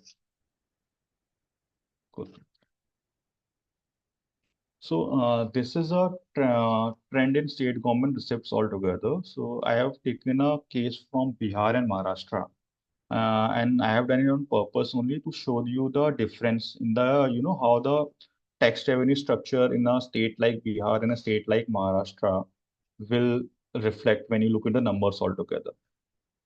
So one thing very interestingly you will see here, if you look in the own tax revenue of Bihar and Maharashtra, there is a huge gap, right? Bihar is like roughly around 34,000, roughly around 35,000 crores for 21-22. For Maharashtra, it is as high as like 2,20,982 crores. And what is interesting here, if you look into, so for a state like Bihar, more amount of the money is coming from sharing union taxes, whereas in state like Maharashtra, that amount is like very low. Like if you look into the numbers altogether, is less than like 15%, whereas in case of Bihar, on an average, it is for more than 40%. So it brings back to the argument which I was trying to make earlier.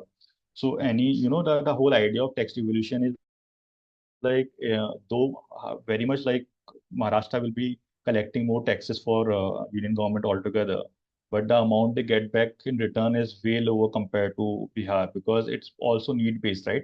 And the idea is like fiscally weaker state depend more on union government grants and tax devolution due to their limited capacity to generate sufficient revenues from taxes, fees, and charges. So which also reflect in data numbers which we are seeing here altogether.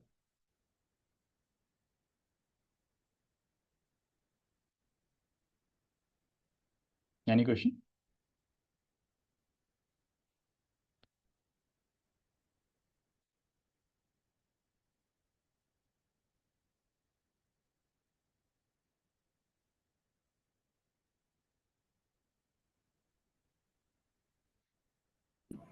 Think we can go ahead if there are no questions. Yeah, definitely. Yeah.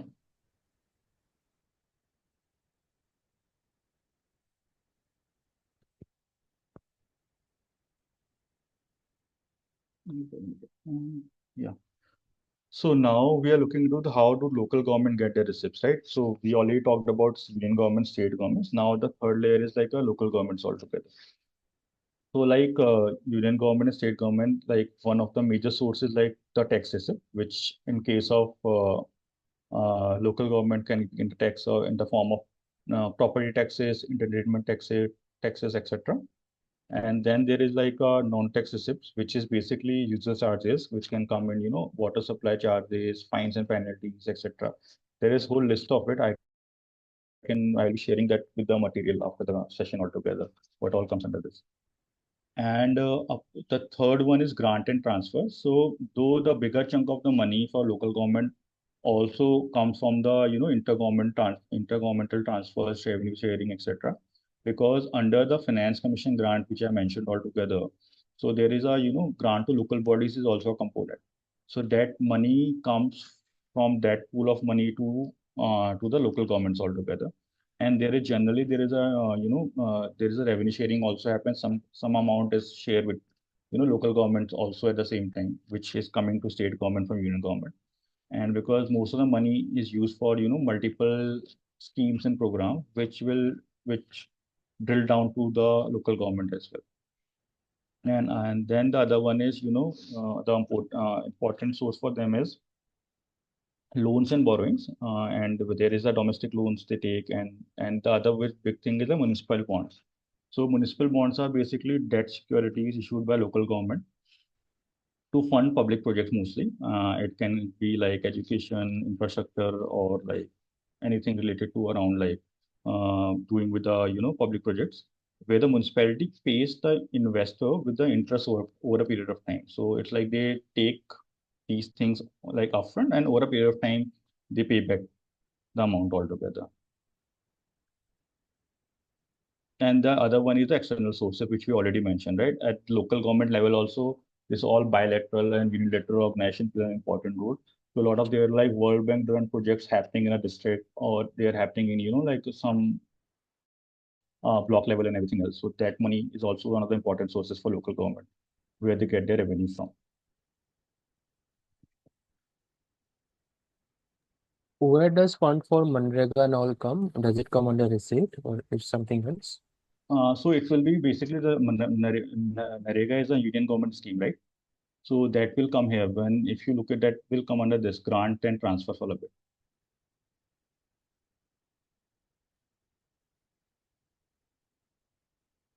It is very interesting that you have put fines and penalties over here in the local government, but you have not put fines and penalties under state government, because I No, believe there, the there are that police also. department.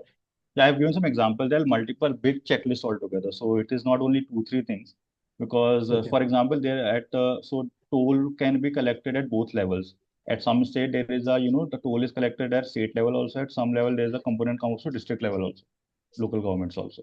So there's a whole list of it, which will be little bit be not same for all the states altogether. But there's a broader list which I will share you with a ready material, which will have a proper listing of everything now. Because a lot of time, for example, there is a pollution control board and there is a lot of other things which do collect, fines and penalties and everything else also.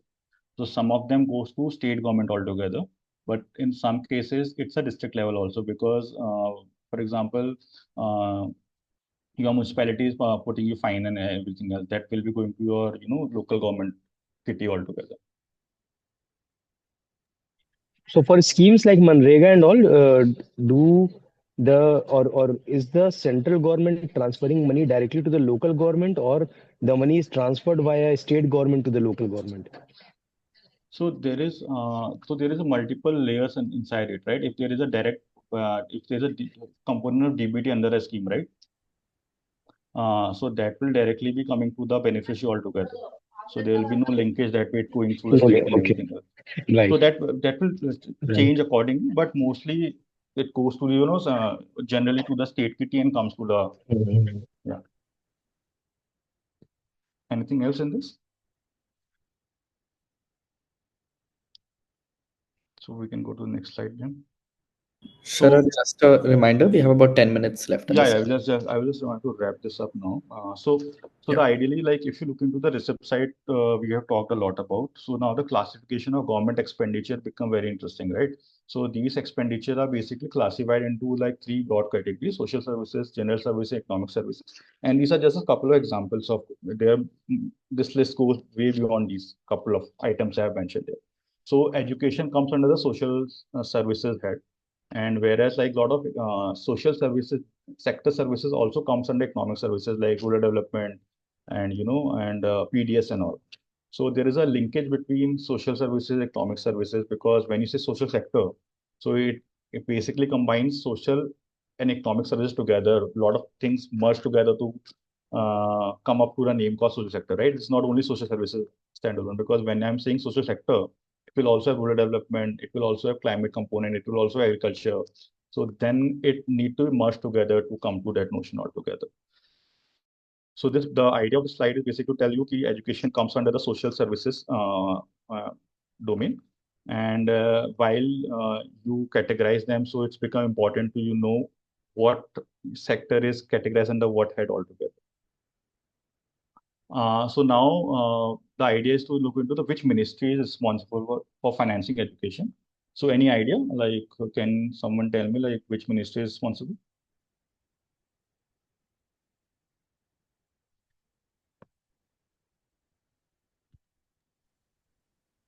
Earlier it was MHRD, now it's Ministry of Education. Yeah, Ministry of Education is one of the key ministries, but it's also important to highlight that not all expenditure on education is done through MOE, right? So the idea is to look into education funding is also supported by various ministries. So this is I'm giving an example at union level. So Ministry of Home Affairs, Ministry of Minority Affairs, Ministry of Social Justice, and Ministry of Tribal Affairs is also one of the ministries where the money for education is, need to be looked at while you're looking at Ministry of, Education related financing. So when I say Ministry of Home Affairs, so, all these UTs without legislature like Andaman, Nicobar, Puducherry and all. So for them, all the education related expenditure is booked under Ministry of Home Affairs, and Ministry of Minority, Tribal Affairs, Social Justice have a lot of, scholarship schemes for the students and everything else, which might not reflect in your Ministry of Education budget. So it's very important when you look into a Ministry of Education budget. So you need to look into multiple ministries also at union level, not only state level. So we all know, but with union level also need to be looked at while you combine the numbers all together. Wouldn't if we consider the entire spectrum of education, I think women and child development also will come in, right? Yeah, definitely. Because when this is only I'm looking at school education from from particular point of view. Then there are multiple department also come into it. Because Okay. from a school education point of view, these are the important department where you can at least identify the scheme correctly. Because under WCD, what will happen? You have to take whole 0 to 6 1 age group, right? And there will be a lot of interlinkage scheme. They need to take a ratio out of it. So currently, I'm only focusing on scheme which you can just read a line item and you can say, oh, this is for 10th class student. This is for 12th class student or that way. So these are those ministries I'm talking about. Now the idea is to like union government financing education is also become a very important thing because generally we already talked about, right? Tax and non-tax revenue, grants and borrowings are the major chunk from where the government of India will be financing the education altogether. Because that's where all the money is coming from, right? And then they have to like take that money from this pool only. And one other thing which need to be talked about is, special purpose taxes, which is called cess, because this is something which, at least in education, is lot of amount is being used to cess also, which I'll be just talking in next slides. So now the other important aspect is the union government education financing instrument. So we already talked about it. What instrument comes in place? So there are four major things how union government finance these things. One is like establishment expenditure of the union government, which is basically, on maintenance and operation of government offices, institutions. Then other one is central sector schemes altogether. So these are schemes which are basically formulated, funded, and implemented by, government of India, and they are subject of the union list altogether. And third one is, centrally sponsored scheme. One of the examples is Samagra Shiksha, which is implemented by the state government, but largely funded by government of India, which I think Siddharth has already covered to a bit. And the fourth one is like other central expenditure, where all the autonomous bodies and like government of India funded initiatives comes in, where Kendra Vidyalaya, Navodaya Vidyalaya, all those things are comes under it altogether. Any questions here? Yeah, can you give an example of the second one, central sector schemes? So central sector schemes will be there is a if I'm getting it right, there is some teachers award ceremony. There's a scheme for it under government of India. So where they provide that facilitation of teachers happen altogether. That's a central sector scheme of the government teachers altogether. One example. Okay, thanks. And there is not, and at least in education, I think this amount is very small. I will just show you the number altogether.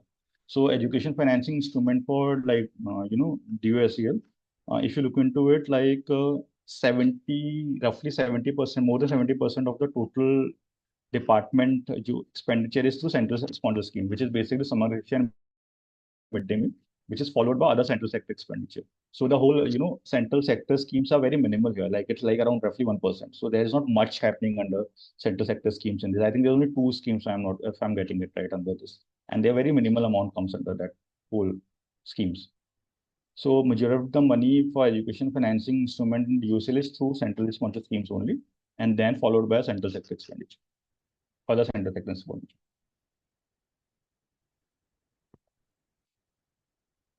Any questions, sir?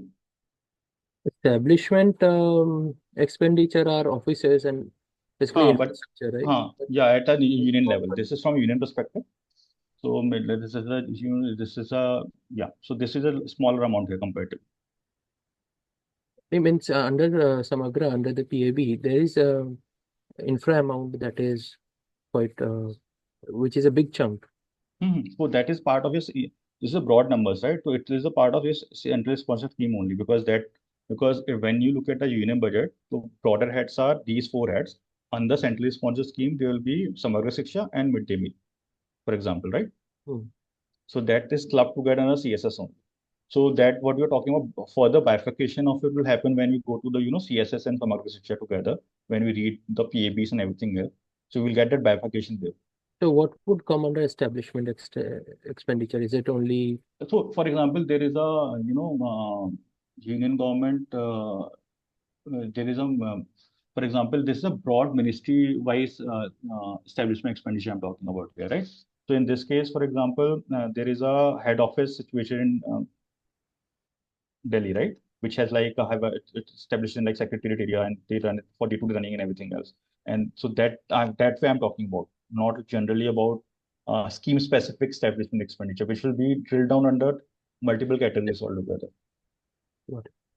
That's like it's a the union level, which is just might be for day-to-day their setups running of the broader setups like offices altogether. And this money, establishment expenditure, or maybe other central expenditure, like this money is also distributed to all the states.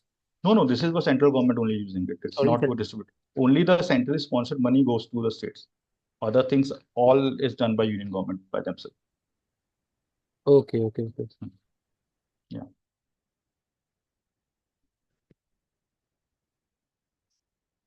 Yeah. So I think now that we come down to state government financing education. So state government financing of education is also done through the main own source revenue, which includes like sales tax, state excise, stamp duties, and grant from union government, which you already covered, right? Which includes finance commission grant, borrowing, etc. And CSS funded jointly, center and state government also play a very crucial role in education financing, because that good chunk of CSS money also come to state government, right? In the form of Samagra Shiksha and midday meal altogether. And state scheme which are funded, designed and executed by state. There are a lot of state-driven scheme. For example, if you take an example of Maharashtra, there are a lot of state-driven scholarship schemes, right, which state government give by themselves. So that's basically funded by their own source revenue.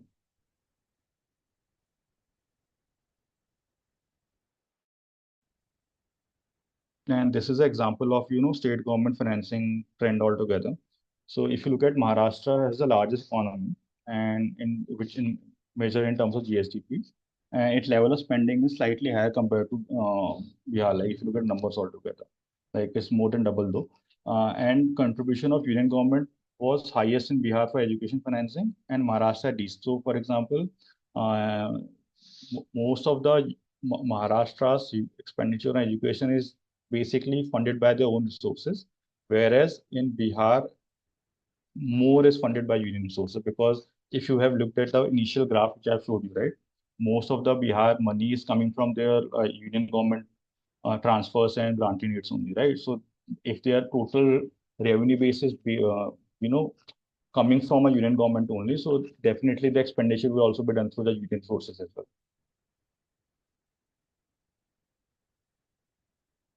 Any questions here?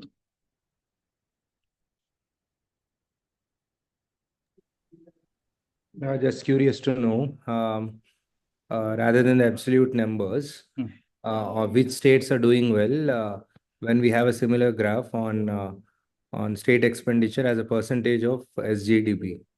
Yeah. So I think that we will do when we go to the state budget exercise, right? The idea is that this is just to show you numbers just to give you a sense of it. But definitely like, per child expenditure, all those things become very important indicators, like while you look into the state specific picture. So in a state budget, we'll do it for a little bit more state, and we look into the total share in total expenditure and other aspects as well at the same time. So I just wanted to know, it's already 5, and there are a couple of things about cess and surcharges. Do you want to do it right now, or should I club it with the next part when we do it next time altogether?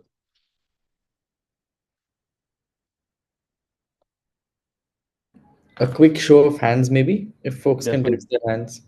Definitely. Wait a minute. Yeah. You can raise your hand if you want it now, just to be clear. No one has their hands up. I'm guessing it's been We can combine it with the next one. Yeah, that makes sense. Definitely. So, Sharad, if you want to conclude, I have a form to share with everyone. Oh yeah, I think I'm mostly done. So the idea is in next session, what we will do, wait a minute, my slides are stuck. Just have one question, if I may. Yeah. So here you're showing, in that graph, it's okay. You don't have to reshare your screen again. But in the graph, you're showing 62,000 crore and 30,000 crore. But Samagra's contribution will be 60-40, right? To Yeah. the state. So Yeah. that way, the central government might, be paying more to Maharashtra as a state, no? So that's also interesting to look into. I think not all the time. So that's what normally Because happens number of when. schools in Maharashtra is much higher than there is in Bihar. Yeah, definitely. But I think that once we go to Samagra Shiksha budget altogether, so we'll figure it out. But if right now, what I was looking into it from a perspective, if you take a overall state kitty and the resources getting from central government is way lower compared to a state like Bihar, right? And just Yeah, that's not overall, a yeah. And but that's also interesting to see. Not all the time, for a contribution happens that way. Like in past, there was a lot of cases where state government uh, much end up putting a lot of share from their own pocket, like not necessarily 60% coming from union government in for a lot of states at times. So that's also been a case. Maybe Maharashtra, for example, though it says 60-40, but a lot of time they might not be getting 60% share from the union government. They might be getting only 40%, 45%, and they're putting 60% from their own pocket for some other section.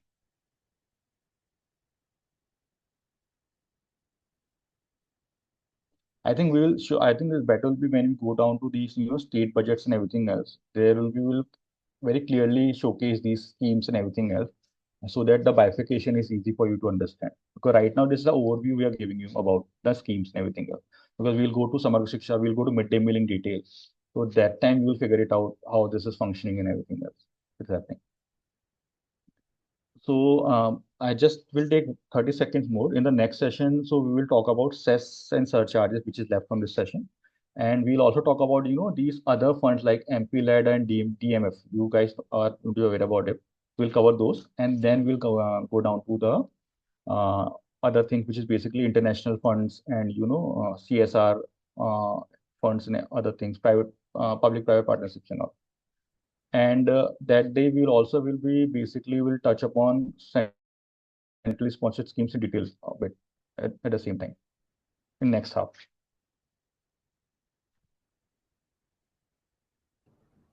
Thanks, Sharad. If there are any more questions, please do ask them now. We also want to quickly collect your feedback on the first session just to see how you liked it or not. I'm sharing a link in the chat. It's just 3-4 questions. If you could quickly fill the sheet out right away, the form, sorry, right away, it'd be very useful before folks start dropping out. Thank you. We will wait for 2 minutes for everyone to sort of fill out the form.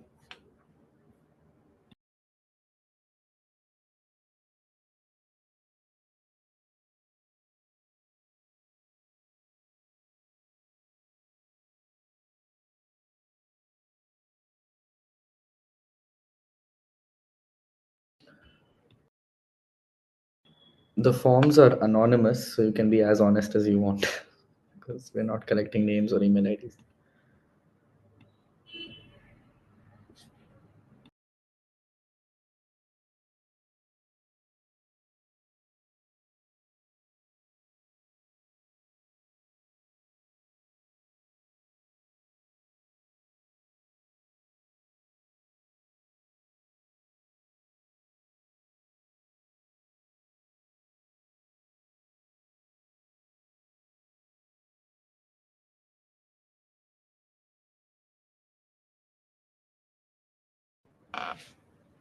We're at about 8 responses. We'll stop the session when we reach roughly 15.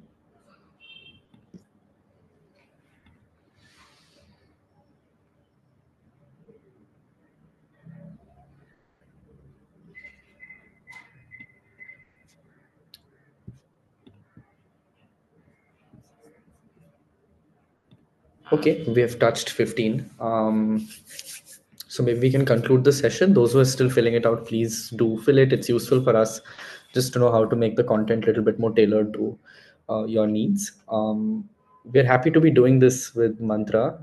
You've asked very interesting questions, and many of you have asked questions that are way ahead of the session, which is great, because the next few sessions will be more detailed as well. Yeah, and we'll make it more interactive. We'll have more activities and stuff as well, so that it's not just a lecture that is being developed.